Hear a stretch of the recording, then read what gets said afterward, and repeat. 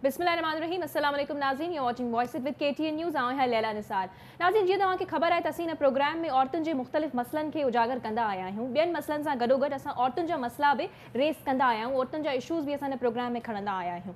सो नाज़रीन, अॼु हिन प्रोग्राम में उन्हनि औरतुनि सां मुंहिंजी मुलाक़ात कराईंदासीं, उन्हनि न्याणियुनि सां, उन्हनि सिंध जी न्याणियुनि सां जेके पंहिंजे हक़नि बाबति आवाज़ उथारींदियूं रहियूं आहिनि ऐं हुननि खे इंसाफ़ जी उमेद आहे हिन मुल्क जे निज़ाम मां, हिन मुल्क जे अदालतुनि मां।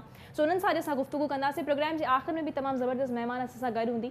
हिकु सिंध जी बहादुर न्याणी आहे, तमामु उनजो नालो आहे, सो उन्हनि सां बि असीं गुफ़्तगू कंदासीं प्रोग्राम जे आख़िर में। सो हिन वक़्तु मूंसां मौजूदु आहे उम्मे रुबाब साहिबा। उम्मे रुबाब जो केस कंहिंखां बि ॻुझल कोन आहे। 11 सितंबर ते उम्मे रुबाब जे केस जो फ़ैसिलो बि अचिणो आहे। सो उम्मे रुबाब खां असां ॼाणींदासीं त उहे हिकु न्याणी थी करे, हिकु छोकिरी थी करे कीअं इन मुश्किल सफ़र में जेको आहे त हली आहे ऐं कीअं हू इंसाफ़ जी तवक़ा करे पई हिन पाकिस्तान जे निज़ाम मां ऐं कहिड़ियुनि कहिड़ियुनि ॾुखियाईनि जो उम्मे रुबाब खे जेको आहे त साम्हूं आयूं आहिनि, ॾुखियायूं हुनजे अॻियां आयूं आहिनि। सो असां उम्मे रुबाब खां ॼाणींदासीं त उम्मे रुबाब फ़िलहाल बि जेको आहे तवक़ा कनि पियूं इंसाफ़ जी। सो उन्हनि खां मज़ीद असीं ॼाणियूं था त उन्हनि जो छा चवणु आहे। अस्सलाम वालेकुम उम्मे रुबाब, वरी महिरबानी टाइम ॾियण जे लाइ। वालेकुम अस्सलाम लैला। सो रुबाब, ॿुधाइजो त फ़िलहाल तव्हांजे केस में जेके डेवलपमेंट्स आहिनि उहे त मुख़्तलिफ़ शोज़ ते डिस्कस थियनि पियूं, पर अभी हिकु होनहार छोकिरी आहियो, इंसाफ़ जी तवक़ा रखियो पिया, कहिड़ियुनि कहिड़ियुनि ॾुखियाईनि जो साम्हूं हिन वक़्तु बि अव्हांखे जेको आहे फेस करिणो पवे? लैला, सभ खां पहिरीं त ॾिसो, ही जेका मां स्ट्रगल करियां थी, मुंहिंजे घर में 3 मर्डर आहिनि। मुंहिंजे वालिद, मुंहिंजे ॾाॾे ऐं मुंहिंजे चाचू जो मर्डर थियो आहे। ही 4थो साल आहे मां इंसाफ़ जे लाइ कोर्ट्स जा दर खड़कायां थी। पुरुमीद आहियां, पर इहो आहे ॾिसो मुश्किलात इलाही असां फेस कया आहिनि। ज़ाहिर आहे तव्हां सम्झी सघो था, हू जेके कातिल आहिनि ॿई सिटिंग MP आहिनि पाकिस्तान पीपल्स पार्टी जी टिकट ते, सिंध गवर्नमेंट जे अगेंस्ट थी करे। छो त मां हमेशह चयो आहे पाकिस्तान पीपल्स पार्टी सां मुंहिंजी कोई पर्सनल एनिमिटी न आहे, काई मुंहिंजी पर्सनल दुश्मनी न आहे, पर हुननि कातिलनि खे पूरी सरपरस्ती आहे, पूरी क़यादत जी। हाणे जॾहिं हिकिड़ी क़यादत उन्हनि जी सरपरस्ती करे त हर अकुल वारो इंसान सम्झी सघे थो त हिननि खे जेको असांखे कहिड़े क़िस्म जा प्रेशर्स हूंदा। इन में असांजी ज़मीननि ते इंक्वायरियूं कराइण, पुलिस खे जेको आहे प्रेशर ॾियण की तव्हां हिननि ते कूड़ा मुक़दमा दर्ज कयो, हिननि ते FIR कटियो। असांखे बार बार प्रेशर ॾिनो वियो आहे, थ्रेट कयो वियो आहे। पर ॾिसो, हिकिड़ी छोकिरी हुजण जे नाते इहो तमामु मुश्किल आहे। ही जेका स्ट्रगल मां करियां थी, जहिड़े इलाइक़े मां निकिती आहियां उते फ्यूडल लॉर्ड्स जे ख़िलाफ़, सरदारनि ऐं जागीरदारनि जे ख़िलाफ़ हिकु औरत थी करे बीह रहणु ॾाढो मुश्किल आहे। पर हमेशह मूं चयो आहे त मुश्किल शइ हूंदी आहे, पर का बि तव्हां अगरि कंहिं का बि स्ट्रगल कयो था, मुश्किल ज़रूरु आहे, पर नामुमकिन काई शइ न आहे। ठीकु आहे। ऐं अगरि तव्हां मज़लूम आहियो, तव्हां हक़ जी राह ते आहियो, त अलाह जी ज़ात बीइंग मुस्लिम असांजो ईमान आहे त अलाह जी ज़ात असां सां गॾु आहे। मां हिकिड़ी मज़लूम न्याणी आहियां। मां पंहिंजे इंसाफ़ जे लाइ जेका जदोजहद करियां थी, फ्यूडलिज़म जे अगेंस्ट जेको मूं अलम बुलंद कयो आहे, इनमें भले ताक़तूं हुननि जूं हुजनि, पर अलाह जी ज़ात असां सां गॾु आहे। ऐं उन यकीन सां मां मुसलसल बीठी आहियां, मुस्तक़िल मिज़ाजी सां बीठी आहियां। ऐं मूंखे यकीन आहे, मां पुरुमीद आहियां, छो त जेके बेगुनाह खून हूंदा आहिनि न, उहे कॾहिं बि रायगार न वेंदा आहिनि। अलाह जी ज़ात बि इंसान खां उन्हनि जी स्ट्रगल घुरंदी आहे, कोशिशि घुरंदी आहे, ऐं मां कोशिशि करियां पई थी। पाकिस्तान जे अॻियां त यकीन आहे त असांखे मायूस न कयो वेंदो हिते। बिल्कुलु, अव्हांजी कोशिशूं असांखे बि नज़र अचनि पियूं ऐं जीअं अव्हांजी केस जी शुरूआति थी हुई, कीअं अवी चीफ जस्टिस साहब जे साम्हूं आया हुया, उहो सभु असांजे साम्हूं आहे। उम्मे रुबाब, अव्हांखे ॾिसो, एॾा तव्हांजे केस खे बि 4 साल थी चुका आहिनि। सो अञा ताईं इंसाफ़ न मिली सघियो आहे। त अव्हां पाण बि लॉ स्टूडेंट आहियो। सो असांजे मुल्क में छा इंसाफ़ महांगो आहे? लैला, ॾिसो, इन शइ में अफ़सोस ज़रूरु करे सघिजे थो त असांजा केसिस जेके डिले थियनि था, चाहे उहो उम्मे रुबाब जो केस हुजे या साइमा जो केस हुजे या जेको आहे सो कुरतुल ऐन बलोच जो केस हुजे, केसिस असांजा डिले थियनि था। असां इंसाफ़ जे लाइ दरबदर आहियूं। असांजे जेको आहे chief justice in high court के असां जेके मज़लूम आहियूं, जेके विक्टिम्स आहियूं, बार बार रिक्वेस्ट कयूं था चीफ जस्टिस ऑफ पाकिस्तान खे रिक्वेस्ट कयूं था त हिननि शयुनि ते नोटिस थियणु घुरिजे। छो त हिते इंटीरियर में ॾिठो वञे त सरेआम कंटेम्प्ट ऑफ कोर्ट कई थी वञे, जॾहिं त असांजे केस में ऑनरेबल सुप्रीम कोर्ट जा डायरेक्ट ऑर्डर्स आहिनि की हिननि जो केस तव्हां 3 महीननि में 6 महीननि में मुकमल कयो, पर असांजो केस मुकमल नथो थिए पियो। हिनमहिल असांजो छा सबब आहे उम्मे रुबाब, छा सबब आहे हुनजो? छा विटनेसिस जो कोई मसलो आहे? छा एक्चुअल सबब छा आहे हुनजो?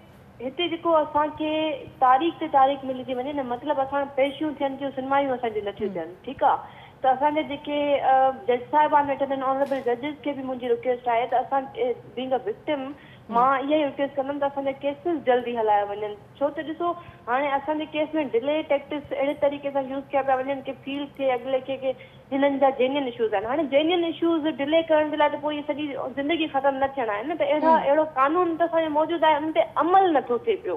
हाणे अमल करण जे लाइ त असांजा जेके इदारा आहिनि उन्हनि खे असां रिक्वेस्ट कंदासीं। हिन केस में असांजे केस में 4 सालनि खां बेसिकली जेको मेन इशू अचे पियो थो उन में डिले टैक्टिक्स आहिनि अक्यूज़ पार्टी जी तरफ़ खां। तव्हां केस डायरी खणी करे ॾिसो त हू केस हलण न पिया ॾियनि। अच्छा, हाणे 11 तारीख़ ते फ़ैसिलो महफ़ूज़ कयो वियो आहे असांजे केस जो, जंहिंमें इन पॉइंट ते ॿई जेके MPA सरदार आहिनि उहे मज़ीद हिन केस में एज़ एन अक्यूज़ड रहंदा या हुननि खे रिलीज़ कयो वेंदो।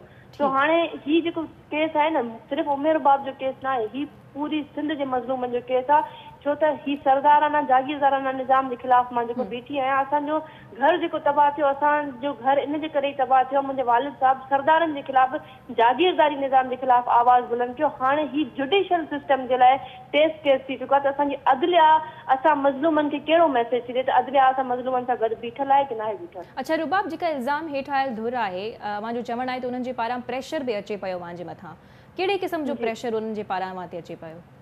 ॾिसो हाणे मां इहा बि शइ रिकॉर्ड ते पई आहे, इहा बि रिक्वेस्ट करे चुकी आहियां। जॾहिं पुलिस हिननि जो सिटिंग SSP कमर रज़ा जिसकानी साहब जे पब्लिकली अनाउंसमेंट कई त मूं ते सिंध गवर्नमेंट जो प्रेशर आहे त मां उमेर बाब ऐं हुननि जी फैमिली ते कूड़ा केस दाख़िल कया। हाणे तव्हां सम्झी सघो था सिंध में गवर्नमेंट कंहिंजी आहे? पाकिस्तान पीपल्स पार्टी जी।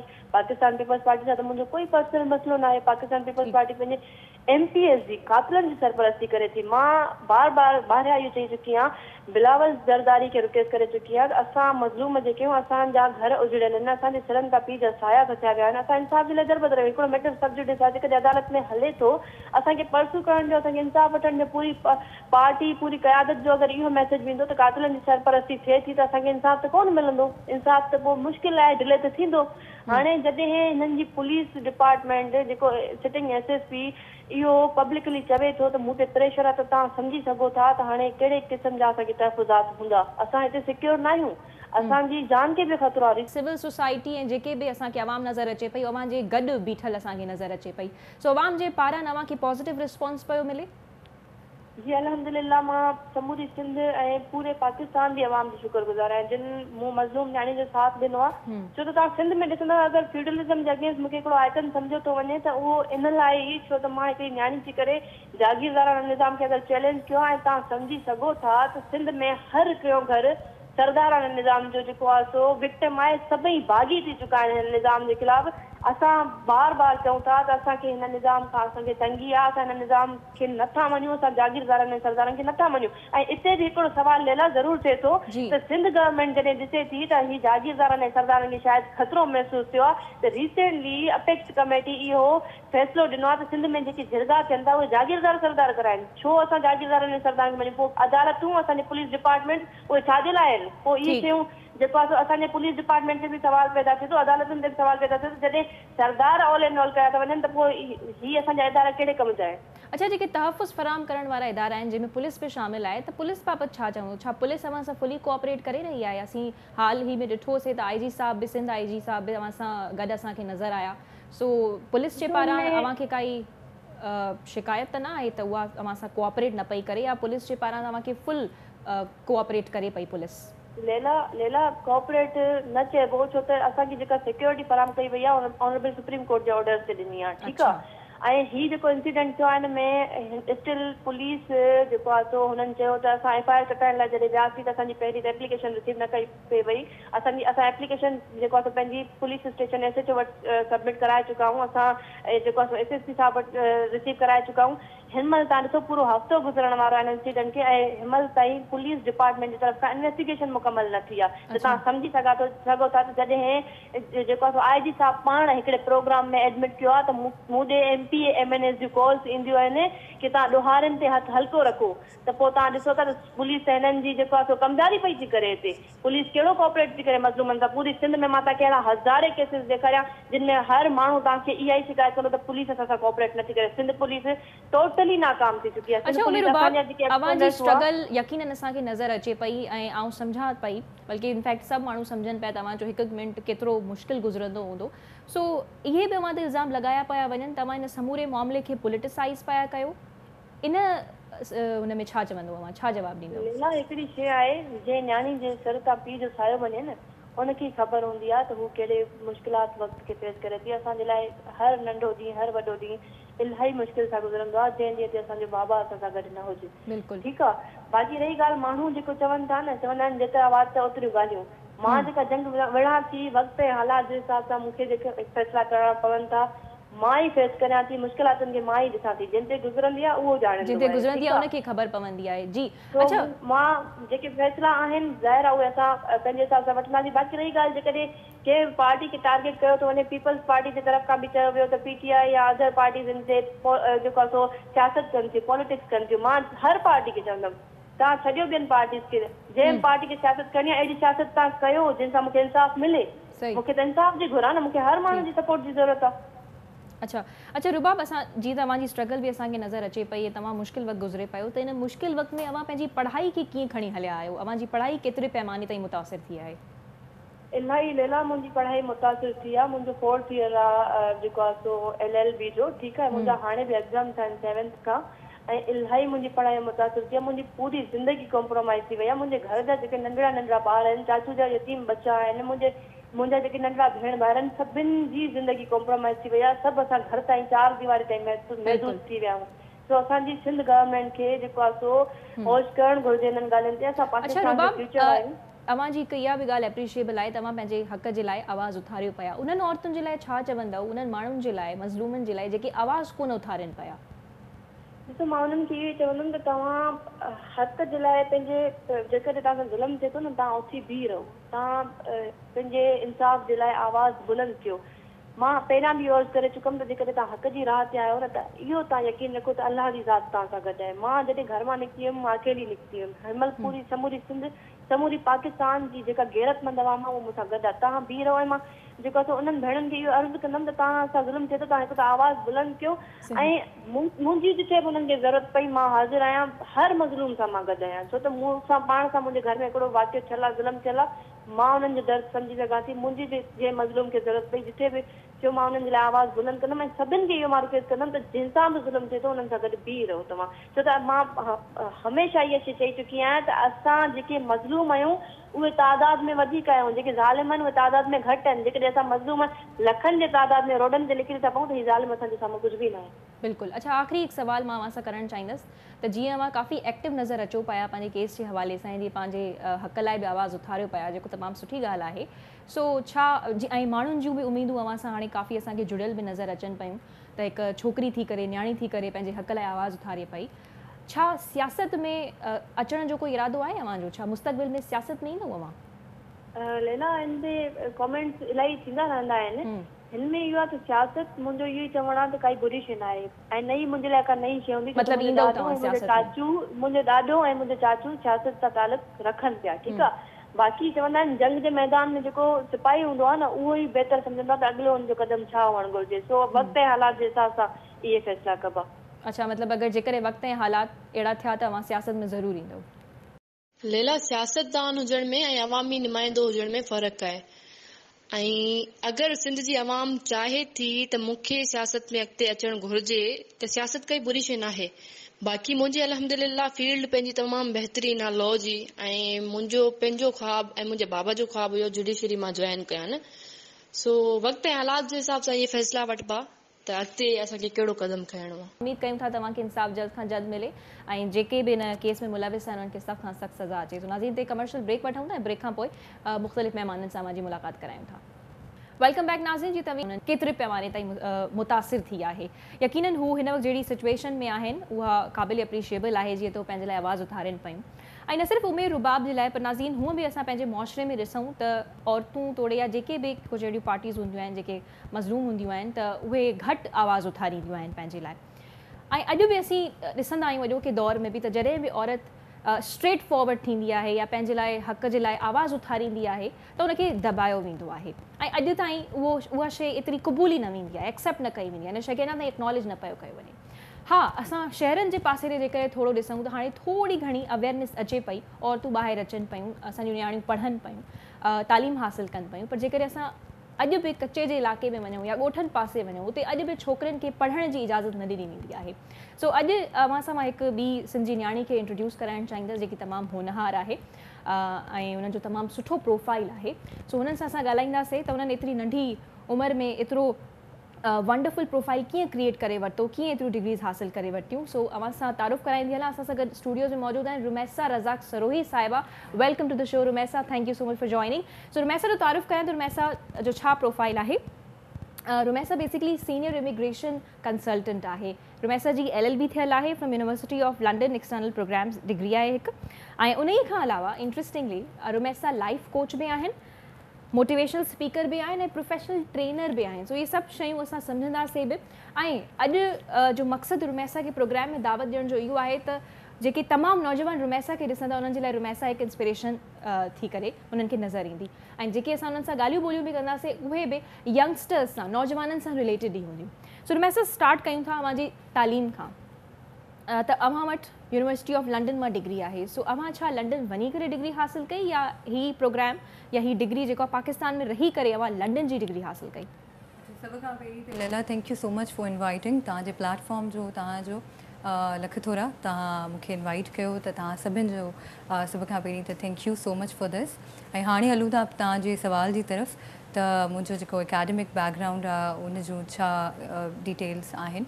त ॾिसो हीउ जेको प्रोग्राम आहे LLB जो उहो बेसिकली तव्हां पाकिस्तान में एज अ पाकिस्तानी सिटीज़न या एज अ पाकिस्तानी स्टूडेंट अगरि तव्हां लॉ में पंहिंजो करियर ठाहिणु चाहियो था त you basically have two options.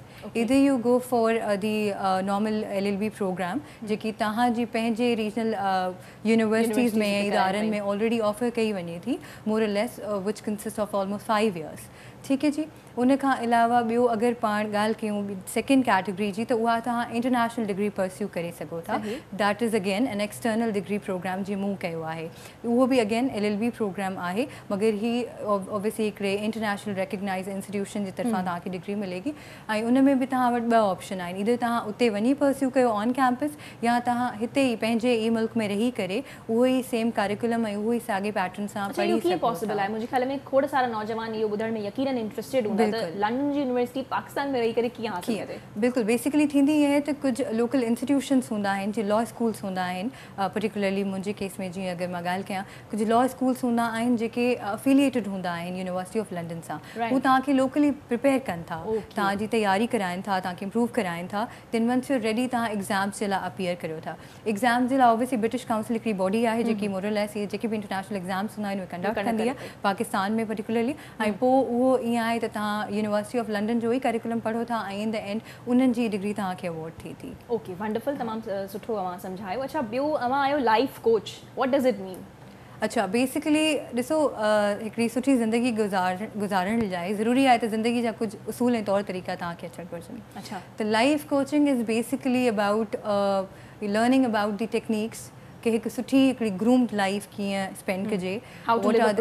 Exactly in other words तव्हां बिल्कुलु चई सघो था छा शयूं आहिनि जेके तव्हांखे कामयाबी जी ज़बरदस्त मां हिते इंटरफेयर करणु चाहींदसि त हिकु ख़ुशहाल ज़िंदगी कीअं गुज़ारणु खपे। सो प्लीज़ थोरो नाज़रीन खे ॿुधाइजो। अॼुकल्ह उहे बि इशूज़ ऐं असांजे प्रोग्राम में इशूज़ ई उभारिया वेंदा आहिनि पर आख़िर में आउं कोशिशि कंदी आहियां त को अहिड़ो सुठो नौजवान इंट्रोड्यूस करायां जेको माण्हुनि खे मोटिवेट करे सघे, ख़ासि करे नौजवाननि खे। ॾिसो ख़ुशहाल ज़िंदगी गुज़ारणु जेको आहे उहो एतिरो ॾुखियो न आहे मगर अॼुकल्ह इलाही ॾुखियो थी वियो आहे। उनजो रीज़न इहो आहे त असांजी ज़िंदगी जो जेको मक़सदु आहे उहो मोर और लेस इलाही नंढड़ा थी विया आहिनि। अच्छा हिकु सुठी गाॾी हुजे, हिकिड़ो सुठो घर हुजे, सुठी कंज़म्पशन पावर हुजे, सुठी अफोर्डेबिलिटी हुजे, फाइनेंशियल स्टेबिलिटी हुजे, स्पेंडिंग पावर सुठी हुजे।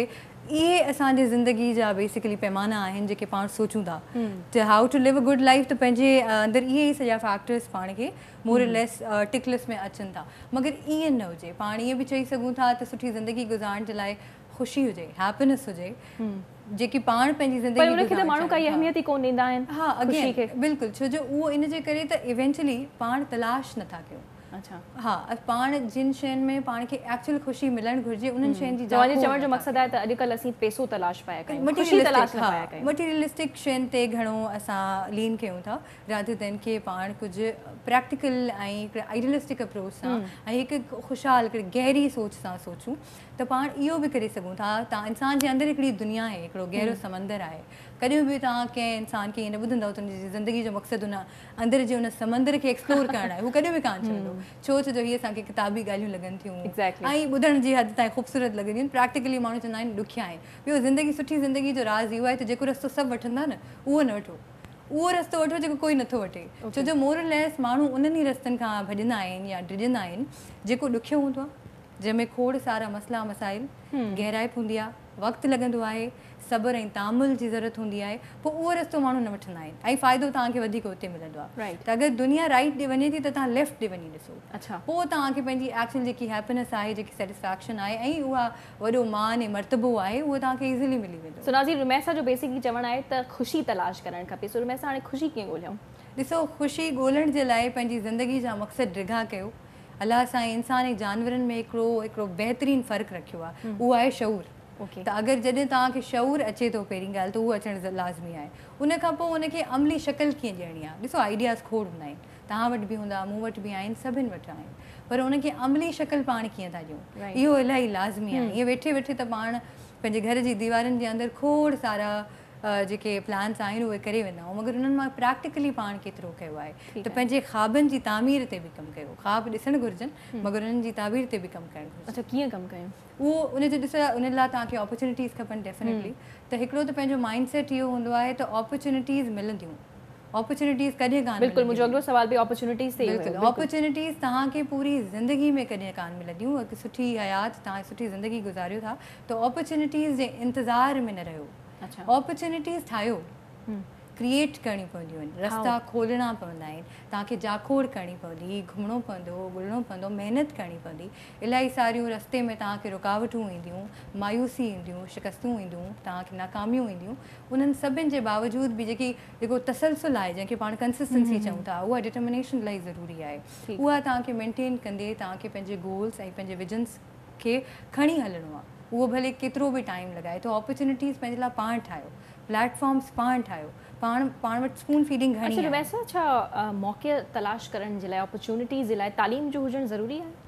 ॾिसो, काफ़ी अगरि पाण ॻाल्हि कयूं त तालीम केतिरी ज़रूरी आहे ऑपॉर्चुनिटीज़ जे लाइ, त बिल्कुलु तालीम इलाही ज़रूरी आहे, मगर फ़क़ति उहो सिर्फ़ु हिकिड़ो ओनली पहलू न आहे, इहो सम्झण लाइ लाज़मी आहे। छो जो तव्हां अक्सर ॾिठा हूंदा, उहे माण्हू जेके हाईली क्वालिफाइड हूंदा आहिनि, but they struggle, they struggle a lot comparatively to the person जेको फ्रेश ग्रेजुएट आहे या हिकिड़ो हाई स्कूल ग्रेजुएट आहे या हू हिकिड़ी ख़ासि तालीम नथो रखे, हिकिड़ी बेसिक तालीम रखे थो।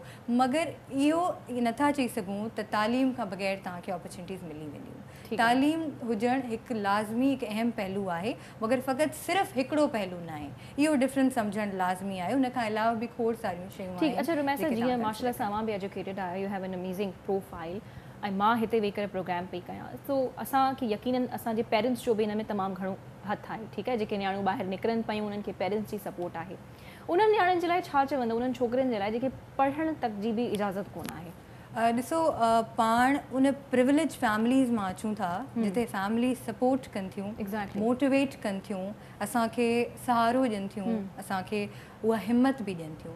इलाही खोड़ सारियूं अहिड़ियूं औरतूं आहिनि जेके अॼु बि हिन दौर में ऐं हिन सदीअ में रही करे, पाण टेक्नोलॉजी जे हिकु जदीद दौर जा हामी आहियूं, इन दौर में बि रही करे उन्हनि वटि उहा उहे ऑपॉर्चुनिटीज़, उहे प्लेटफॉर्म्स या उहे इजाज़तूं न आहिनि जेके हुजणु घुरिजनि। त डेफिनेटली स्पेशली पाण सिंध जी ॻाल्हि कयूं या बहिराड़नि ॻोठनि जी ॻाल्हि कयूं, ॾिसी वठो त ड्रॉप आउट्स जो रेशो केतिरो वधंदो पियो वञे ऐं छोकिरनि जी एनरोलमेंट केतिरी घटि आहे सिंध जे स्कूल्स में। इलाही तव्हांखे घटि नज़र ईंदो त कॉलेज या यूनिवर्सिटी लेवल ते जेकी मेजॉरिटी ड्रॉप आउट रेट आहे, उहा जेकी औरत जी जिन्स आहे उहा तव्हांखे कॉमन नज़र ईंदी, जेको फीमेल जेको जेंडर आहे उहो तव्हांखे काफ़ी प्रोमिनेंट नज़र ईंदो बनिस्बत मर्द जे। त हिकु त इहा शइ। ॿियो इनरोलमेंट रेशो स्कूल लेवल खां ई, प्राइमरी लेवल खां ई छोकिरियुनि जो घटि रहियो आहे, त उहो हलंदे हलंदे यूनिवर्सिटी लेवल ताईं सफ़ा घटि थी थो वञे। सही। त उहो मैक्सिमम मैट्रिक कनि थियूं, इंटर कनि थियूं, ऐं पोइ यूनिवर्सिटी लेवल ताईं उहो बिल्कुलु क्लोज़ टू डिसअपेरेंस, उहो एज ताईं पहुची वञे थो। अच्छा, जी जी अवां तालीम जी भी ॻाल्हि कई त तालीम भी one of the important things आहे अपॉर्चुनिटीज़ क्रिएट करण में, ठीकु आहे। अच्छा, तालीम जे मयार बाबति तव्हांजो छा चवणु आहे? छा पाकिस्तान में उहो तालीमी मयार मौजूदु आहे जो हिकु स्टूडेंट जेकॾहिं उहो अॻिते निकिरणु पियो चाहे, को नौजवान पंहिंजी ज़िंदगी खे सुधारणु पियो चाहे, त उहो ओतिरा उन लेवल जा मौक़ा पंहिंजे लाइ पैदा करे सघे? ॾिसो, तालीम जे मयार जे हिसाब सां थोरी तव्हां सम्झो हिकिड़ी डिसअपॉइंटमेंट आहे डेफिनेटली, बिकॉज़ जेको पाण पढ़ूं था उहो अहिड़ो निज़ाम आहे जहिड़ो त ॼण पाण कंहिं तोता ॿिलियूं ऐं कंहिं कुतनि खे पढ़ायूं पिया, छो जो पाण इंसाननि खे पढ़ायूं था, जानवरनि खे नथा पढ़ायूं। पंहिंजो जेको करिकुलम आहे, तव्हां पंहिंजे निसाब ते नज़र विझो, पंहिंजे करिकुलम ते नज़र विझो, त उहो अॼु छा आहे? अॼु उहो सिर्फ़ु किताबनि जे चैप्टर ताईं महदूदु आहे, उहो MCQs, GPA, CGPAs, ग्रेड्स ताईं महदूदु आहे, त उन में प्रैक्टिकली स्किल्स तव्हांखे नथियूं सेखारियूं वञनि। तव्हांखे इहो नथो सेखारियो वञे त सुभाणे तूं कमीशन जे एग्ज़ाम में फेल बि थी सघीं थो, सुभाणे तूं पंहिंजे जॉब में फर्स्ट डे बि फायर बि थी सघीं थो, सुभाणे थी सघे थो त तोखे 2-3 साल डिग्री हासिल करण खां पोइ बि का नौकरी न मिले, सुभाणे थी सघे थो त तोखे उहे कामयाबियूं जेके तूं ईंदड़ 5 सालनि में सोचियूं उहे 10 सालनि में मिलनि। त इहे सभु जेकी तव्हांजी इंटरनल मज़बूती आहे न, अंदरूनी तव्हांजी जेकी उहा ताक़त आहे, उनखे बर्दाश्त करण जी, उनखे उहा जेकी सहप आहे, तालीमी इदारनि खे खपे त उहो आहे। असां वाकई में असां पंहिंजे घरनि में बि ॾिठो आहे, दोस्तनि सां बि असीं ॻाल्हियूं कंदा आहियूं, डिग्रीज़ जी ॻाल्हियूं कंदा आहियूं, वॾी वॾियूं डिग्रीज़, भई फलाणे खे हीअ डिग्री आहे, हुनखे हीअ डिग्री आहे, ऐं हुनजी जेकी सैलरी आहे उहा हेतिरी आहे, लखा रुपयनि में कमाए पियो। सो इहा ॾाढी इंपॉर्टेंट ॻाल्हि कई त असां फेलियर खे डिस्कस कोन कंदा आहियूं। बिल्कुलु, फेलियर खे हिकु वॾी असां सम्झो गार सम्झंदा आहियूं। त जेकॾहिं फलाणो कोई एग्ज़ाम में फेल थिए पियो या किथे बि हुनखे जॉब मां हुनखे फायर कयो पियो वञे, त इहा हिकु वॾी हुनजे लाइ बदनामी जो सबबु बणिजी पियो वञे। त व्हाट इज़ दिस? बिल्कुलु, ॾिसो, उहो उन में इलाही सारा पासा आहिनि जेके कॉन्ट्रीब्यूट कनि था। उन में पहिरीं जेकी शइ आहे उहा तव्हांजे समाज, तव्हांजो माशरो, असांजी जेकी सोसाइटी आहे, जेको माशरो आहे, उन इहे तबिकनि ते तव्हांखे जज करणु सिखियो आहे। हू तव्हांखे इन ई शइ ते कंसिडर करे थो। तव्हां कुझु 2-3 माण्हुनि जे विच में वेहंदा, हू तव्हांजी तरक़ी, तव्हांजी कामयाबी जो अंदाज़ो इन्हनि ई पैरामीटर्स ते लॻाईंदा। तव्हां किथां पढ़िया आहियो, तव्हां छा पढ़ियो आहे, तव्हां हींअर तव्हां छा था कयो, तव्हांजो स्टेटस छा आहे, तव्हांजी अफोर्डेबिलिटी छा आहे। सोसाइटी जेको तव्हांखे स्टेटस ॾिए थी, उहो इन्हनि ई पैमाननि ते ॾिए थी। त पोइ अगरि तव्हां उहो हासिलु नथा कयो त तव्हां हिकिड़ो सेंस ऑफ डिनाइल में वञो था, ऐं उहो सेंस ऑफ डिनाइल मोस्टली तव्हां बर्दाश्त न करे सघंदा आहियो। पोइ तव्हांखे रिजेक्शन जो जेको आहे, डिनाइल जेको आहे, उहो बर्दाश्त नथो थिए, पोइ माण्हू सुसाइड बि कनि था, पोइ हू पोइते बि हटी वञनि था, पोइ हू डेफिनेटली हार्डवर्क बि करणु नथा चाहिनि। त इहे जेके बि मायूसियूं आहिनि, इहे जेके सभु शयूं आहिनि, इहे पोइ थियनि थियूं। त हिकु इहो जेको मेजर जेको पहलू आहे उहो आहे। ॿियो पंहिंजा तालीमी इदारा, पाण स्कूल वञूं था, नर्सरी खां ई पाण खे सुठा ग्रेड्स इहो ई सेखारियो वियो आहे। टीचर तव्हांखे तॾहिं ई मोहबत कंदी, तव्हां सां प्यारु कंदी अगरि तव्हां हिकु सुठा ब्राइट स्टूडेंट हूंदा। तव्हांखे स्कूल एप्रिशिएट तॾहिं कंदो, ट्रॉफी तव्हांखे डेफिनेटली तॾहिं मिलंदी जॾहिं तव्हांजा सुठा ग्रेड्स हूंदा। त उहे सभु जेके पैरामीटर्स आहिनि, उहे अगेन स्कूल बि उहो ई सेट करे थो। उहो बि तव्हांखे का शइ नई नथो सेखारे। तव्हां घर अचो था, घर में बि कंपैरिजन आहे, डेफिनेटली भेणनि भाइरनि जे अंदरि कंपैरिजन आहे, कज़न्स में कंपैरिजन आहे, दोस्तनि में, तव्हांजी सोहबत में कंपैरिजन आहे। उहे सभु पैरामीटर्स तव्हां पूरी ज़िंदगी में अॻिते वधो ई नथा उन्हनि 4-5 पैरामीटर्स ते। त इन जे करे असांजी सोच सिर्फ़ु उन्हनि शयुनि ताईं महदूद थी वञे थी। ठीकु आहे, असां सर्कल खां ॿाहिरि कोन पिया। इनखे कीअं चेंज करणु खपे? ॾिसो, उनजे लाइ अॼु बि ईअं ई आहे, हिते तव्हां ऐं मां वेही करे ॻाल्हाईंदासीं त कीअं चेंज करणु खपे, पर इहो शायदि ई चेंज थिए, छो त मुख़्तलिफ़ घरनि में ऐं मुख़्तलिफ़ सेक्टर्स में असीं इहो ई ॾिसंदा आहियूं त ग्रेड्स जे मथां, सैलरी जे मथां ई जज कयो वेंदो आहे हिक ॿिए खे। बिल्कुलु कीअं चेंज थींदो, कॾहिं चेंज थींदो, कंहिंजो इन में इम्पोर्टेंट किरदारु आहे? इन में सभ खां अहम किरदारु जेको आहे न, उहो सभ खां पहिरीं तव्हांजे वालिदैन जो आहे। छो जो ॾिसो, तव्हांजी जेकी सभ खां पहिरीं परवरिश आहे न, हालांकि ऑल्दो पाण मॉडर्न दौर में रहूं था, हिते पंहिंजी तरबियत सिर्फ़ु माउ पीउ न बल्कि स्कूल बि करे थो, मीडिया बि करे थो, तव्हांजो रिलीजन बि करे थो, ऐं ॿिया खोड़ सारा पीयर ग्रुप तव्हांजा दोस्त बि कनि था। त हिते पंहिंजी अपब्रिंगिंग, पंहिंजी जेकी परवरिश आहे, उहे खोड़ सारा डिफरेंट जेके इंस्टीट्यूशन इदारा आहिनि उहे कनि था। मगर अॼु जे दौर में बि सभ खां पहिरीं परवरिश तव्हांजा पीउ ऐं माउ कनि था, तव्हांजा वालिदैन कनि था, छो जो तव्हां अखि हुन घर में खोली आहे, तव्हांजो इंटरेक्शन पहिरियां उन्हनि सां आहे। त वालिदैन खे पंहिंजी सोच खे चेंज करिणो पवंदो। ॿार खे हू अहिड़े तरीक़े सां मोल्ड कनि, हुनखे सेखारनि त हुनखे सिखणो आहे, हुनखे अॻिते वधिणो आहे, हुनखे उहो करिणो जेको हू करणु चाहे थो, जेको हू सिखणु चाहे थो, जेको हू सेखारणु चाहे थो। त उनखे तव्हां उन ग्रेड्स वारे प्रेशर में ई न विझो। पोइ उन खां पोइ पाण खे पंहिंजे एजुकेशनल इदारनि में चेंजिस आणियूं आहिनि, ठीकु। उन्हनि जी प्रॉपर ट्रेनिंग थियणु घुरिजे। अच्छा रुमैसा प्रोफेशन्स बाबति तव्हांजो छा चवणु आहे? जी अव्हां LLB कई पई बिल्कुलु। ऐं हिन वक़्तु तमामु सुठी पोस्ट ते आहियो ऐं काफ़ी तजुर्बो हुन में अव्हांखे थी चुको आहे, 3-4 साल थी चुका आहिनि। अच्छा हिते इहा बि शइ ॾिठी वेंदी आहे, जीअं अव्हां लाइफ कोच बि आहियो, सो इन बाबति बि असांखे गाइड कजो त सिर्फ़ु डॉक्टर ऐं इंजीनियर सिर्फ़ु इहे ॿई साइड्स स्टूडेंट्स खे ॿारनि खे ॾेखारे वेंदियूं आहिनि त you have to be either doctor or an engineer. त इहो छा आहे? छा इहो असांखे बि सम्झणो पवंदो त हर प्रोफेशन जी पंहिंजी अहमियत हूंदी आहे ऐं इहो डिपेंड इंसान ते कंदो आहे त तव्हां पंहिंजो प्रोफेशन खे कीअं कैरी कयो पिया? सो इन ते बि कॉमेंट कजो प्लीज़। ॾिसो हिकु त पहिरीं ॻाल्हि अनफॉर्चुनेट शइ इहा आहे त पाण चंद ई प्रोफेशन्स आहिनि जिन जे इर्द गिर्द ॿार खे घुमाईंदा आहियूं, पोइ उहो प्रोफेशन जी घणो करे असांखे ख़बर बि कोन हूंदी आहे। बिल्कुलु बिल्कुलु। इन्हनि खां अलावा ॿिया कहिड़ा प्रोफेशन्स एग्ज़िस्ट कनि था। बिल्कुलु वधि में वधि तव्हांखे हिकु प्रोमिनेंट प्रोफेशन्स नज़र ईंदा, इंजीनियरिंग थी वई, मेडिसिन थी वई, इहे मोर लेस इहे तव्हांखे नज़र ईंदा। वरी उन खां वधीक अनफॉर्चुनेट शइ इहा आहे त औरत जे लाइ उहे अञा घटि थी था वञनि। उनजे लाइ त उहे जेके ओपन अपॉर्चुनिटीज़ आहिनि उहे ईअं बि नथियूं रखिया, ओपनली नथा रखिया वञनि मुआशरे जी तरफ़ां। पोइ सोसाइटी तव्हांखे मतिलबु क़बूल नथी करे उन्हनि प्रोफेशन्स में, त औरत जे लाइ उहे अञा श्रिंक थी था वञनि। जेके ऑलरेडी घटि आहिनि उहे अञा घटि थी था वञनि। त उनजे लाइ बि अगेन ॿारनि खे खपे त उन्हनि जी प्रॉपर काउंसलिंग थिए। स्कूल्स जे अंदरि करियर काउंसलिंग ते काफ़ी गौर कयो वञे। डिपार्टमेंट्स अॼुकल्ह काफ़ी स्कूल्स आहिनि जेके बहितरी जी तरफ़ वञनि पिया, हू बाक़ाइदा करियर काउंसलिंग जा डिपार्टमेंट्स ठाहिनि था जेके ॿार जी वेही नंढपण खां करियर काउंसलिंग जा एतिरा असांखे नज़र कोन ईंदा आहिनि। जीअं तव्हां मुख़्तलिफ़ स्कूल्स में प्राइमरी लेवल ते ॾिसो या सेकेंडरी लेवल ते, त करियर काउंसलिंग त ॿारनि खे ख़बर ई कोन हूंदी आहे त उहा छा आहे, उन्हनि खे छा करिणो आहे अॻिते हली। त U being a life coach in बाबति बि प्लीज़ कॉमेंट कजो त खोड़ सारनि यंगस्टर्स खे they don't know what to do, so they are told that what you should do either to join medical or engineering. बिल्कुलु। त इन ते बि प्लीज़ कॉमेंट कजो। ॾिसो पेरेंट्स खे खपे त हू पंहिंजे ॿारनि खे लेवरेज ॾियनि, लिबरल थियनि इन मामले में। हू ॾिसनि त असांजो ॿारु कहिड़ी तरह वञणु चाहे थो। हू शौक़ु जॾहिं ॿारु 6-7 साल जो ई थी वेंदो आहे, हू पंहिंजो शौक़ु ज़ाहिर करणु लॻंदो आहे। हुनखे शाम में शौक़ु आहे बेसिकली छा करणु चाहे थो।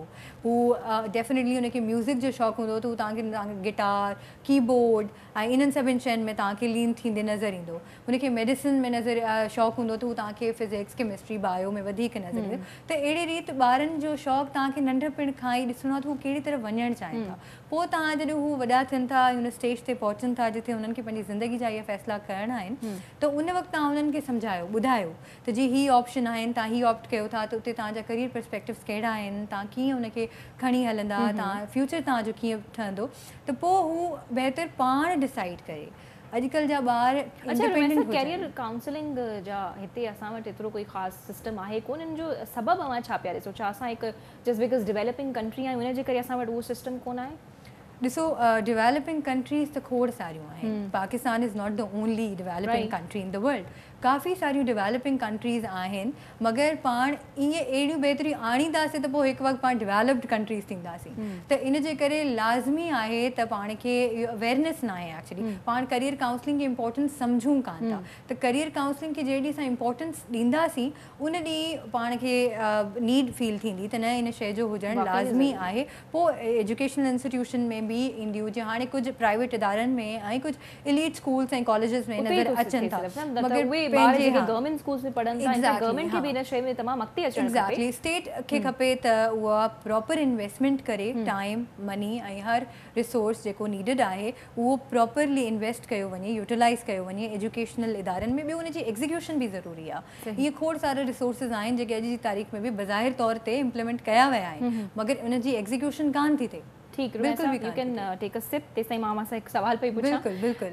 अच्छा, तव्हां तमामु ज़बरदस्त ॻाल्हियूं कयो पिया। ॿियो हे जेको टाइटल अव्हां सां जुड़ियल आहे लाइफ कोच जो, दैट्स ह्यूज। ठीकु आहे, त ऑब्वियसली यकीनन स्क्रीन ते अव्हांखे माण्हू कुझु ॾिसंदा हूंदा ऐं उहे चवंदा हूंदा त हे एतिरी नंढड़ी सी छोकिरी थी करे एतिरियूं वॾियूं ॻाल्हियूं पई करे।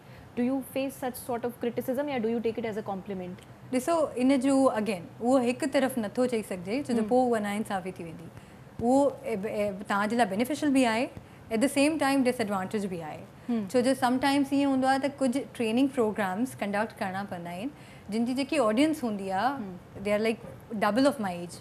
अच्छा जी, त हाणे उते अहिड़ा ट्रेनिंग प्रोग्राम्स बि कंडक्ट कंदा आहियो जंहिंमें अवां जा स्टूडेंट्स बिल्कुलु, अवां जी हाँ। एज खां बि वधीक हूंदा बिल्कुलु हाँ आहिनि समटाइम्स ज़ाहिर आहे कोई टीचिंग जे प्रोफेशन सां बिलोंग कनि था टीचर्स जी ट्रेनिंग आहे कई फैकल्टी ट्रेनिंग्स आहिनि कुझु अच्छा टीचर्स खे बि हमें ट्रेन कयो पिया different trainings basically professional trainings में डिफरेंट ठीक। टाइप ऑफ ट्रेनिंग्स अचनि वो था, different different professions सां हाँ, obviously exactly। ताल्लुक़ रखनि पिया। त हाणे हुन में समटाइम्स थींदो ईअं आहे त माण्हू तव्हांजी एज खां डबल तव्हांजी एज खां हूंदा आहिनि त उते हिकु तरह सां डिसएडवांटेज ईअं बि थिए थो त तव्हां उन्हनि सां उहा बॉन्ड ईज़िली नथा ठाहे सघो बिकॉज़ उहो माण्हू तव्हांखे ईज़िली चवंदा त यार सेखारण वारी पाण ई असां खां मतिलबु तव्हां सम्झो त it's just half of hour So, अवां खे इहो चयो वेंदो आहे मतिलबु ऑब्वियसली समटाइम्स उहो क्लियरली चयो वञे समटाइम्स यू फील इट ठीकु आहे Sometimes ऐं you feel it. समटाइम्स ईअं हूंदो आहे त माण्हू ने काफ़ी पॉज़िटिवली ॾिसंदा आहिनि त ठीकु आहे उन्हनि जे लाइ हिकिड़ी इंस्पिरेशन आहे हिकिड़ी मोटिवेशन आहे त कोई एतिरी यंग एज में इनफैक्ट हिन वक़्तु बि अवां खे सेखारे जेके बि सघे ॾिसी थो। रहिया हूंदा उहे बि यकीनन इहो चई रहिया हूंदा त एतिरी सी थी करे वॾियूं वॾियूं ॻाल्हियूं पई बिल्कुलु, करे हा। बिकॉज़ वाई नॉट हुनजो तजुर्बो इन्हनि कमनि में आहे पाण लाइफ कोच आहे ऐं सीनियर इमिग्रेशन कंसल्टेंट आहे त हुन जो कमु असांजी न्याणी खे जेको आहे तजुर्बो ॾिनो आहे त हू अॻिते हली करे ॻाल्हाए उन्हनि टॉपिक्स खे जेको आहे नॉर्मलाइज़ जेके असांजे मुआशरे में बिल्कुलु डिस्कस न थींदा आहिनि ॻाल्हि ॿोल न थींदी आहे उन्हनि ते अची करे हू अॻिते अचे सो रुमैसा वरी महिरबानी टाइम कढण जे लाइ तमामु इंट्रस्टिंग कॉन्वर्सेशन हुई सो नाज़रीन उमेद आहे तव्हांखे हीउ प्रोग्राम पसंदि आयो हूंदो पहिरें पार्ट में असां सां गॾु उमेर बाब साहिबा मौजूदु हुयूं ऐं आख़िर में बहरहाल अॼु जे प्रोग्राम जो मक़सदु इहो हुयो तव्हांखे ॾेखारियो त असांजे सिंध जूं न्याणियूं कीअं तालीम हासिलु करे रहियूं आहिनि ऐं कीअं पंहिंजे हक़ जे लाइ आवाज़ु उथारे रहियूं आहिनि सो जेको हक़ जे लाइ आवाज़ु उथारे उनखे प्लीज़ दॿायो न ऐं पंहिंजे नियाणियुनि खे एजुकेट कयो तालीम ॾियारायो ऐं उन्हनि खे सपोर्ट कयो त जीअं हू बि अॻिते निकिरनि ऐं सिंध समेत पाकिस्तान जो नालो रोशन कनि सो पंहिंजो फीडबैक ॾियणु न विसारींदा मुलाक़ात थींदी अॻिले एपिसोड में अॻिले प्रोग्राम में अल्लाह हाफ़िज़